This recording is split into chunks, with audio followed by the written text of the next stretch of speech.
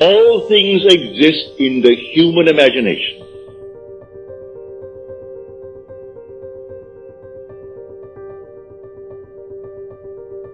And everything you see as an objective reality was produced by imagining. Think of one thing, just think of one thing that would simply deny it. You can't think of one thing. So you go to the moon. You first had to imagine it.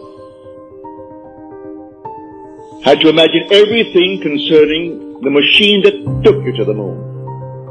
Everything in the world first has to be imagined and then executed.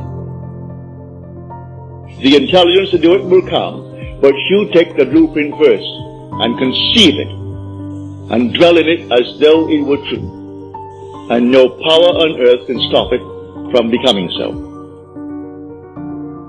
But tonight, if you're here for the first time and you want something practical, you apply what I've told you.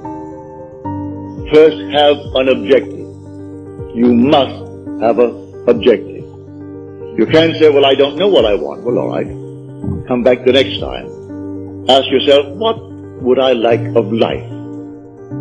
Don't be ashamed to name it, what would I like of life? Well then, try to get some objective. Now, prayer, as far as I'm concerned, is nothing more than the subjective appropriation of the objective hope. That is the way to success. I appropriate it subjectively. How do I appropriate a state subjectively? Well, suppose now, this very moment, I wanted a ball, an ordinary baseball. But there isn't a baseball in the room, all right? But I want one. I would actually assume that I am holding a baseball in my hand until I can feel it. You think you can't feel it? Well, now try it. Try to feel what it would be like if you held a baseball. Now, to prove that you have held it, see what it feels like, the difference now, a tennis ball. See any difference? All right, a golf ball. See any difference? A piece of silk. You feel any difference? If you can distinguish between these many objects, though they are subjective, then there must exist somewhere. I can begin to feel, begin to sense, begin to smell a rose. Now a lily, an Easter lily. I can detect that. But what does it do? Well, I'm going to get them. Someone will think of Neville and send him a flower. Money has an odor. It's unlike any odor in the world. It's more fragrant to the miser than the most marvelous perfume in the world. You put a money bag to his face and it's like putting roses to mine. He loves it. He can smell money. He can feel it. Money has a distinct feel about it. Put a $20 bill in your hand and ask you to feel it, and then put another piece of paper in your hand and you can tell the difference. There's a difference. All this is part of the inner man, that all things are possible to him. Try it. Before you condemn it, try it. And if you have the evidence to support my claim, well then it doesn't matter what the world will tell you.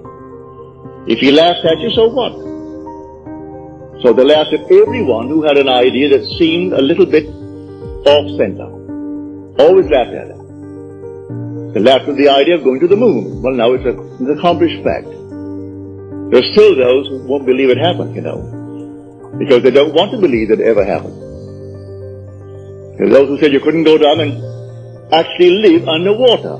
Now we have a submarine. There are still those who won't believe it. You can present them with all the facts in the world, and they won't believe it.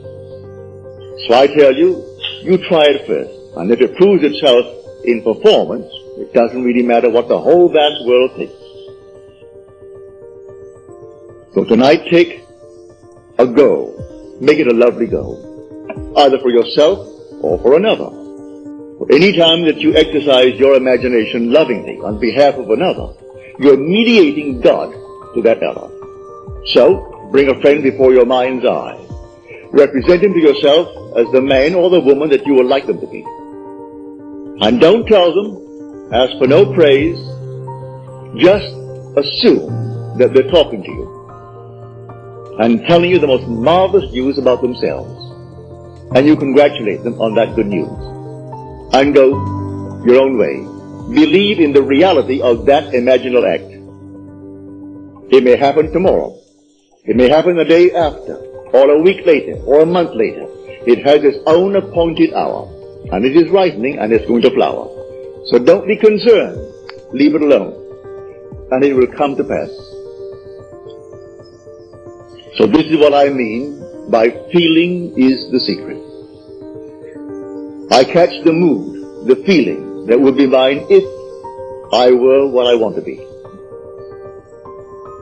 What would the feeling be like if she were well? If she were this? And then you catch it just as though it is true. You always go to the end, and the end is where you begin. We're always imagining ahead of our evidence. So go to the end and feel the end. And then dwell in that end, even though reason denies it and your senses deny it. You turn your back upon the doubters. That's the hell or the devil or Satan in the world. That's the doubter. So you turn your back upon it. And then you walk as though things were as you want them to be. And living in that assumption, it slowly hardens into fact. Even though at the moment of the assumption it was denied by reason, an assumption, though false, if persisted in, will harden into fact. So you learn to assume and learn to persist in the assumption, and it will come to pass.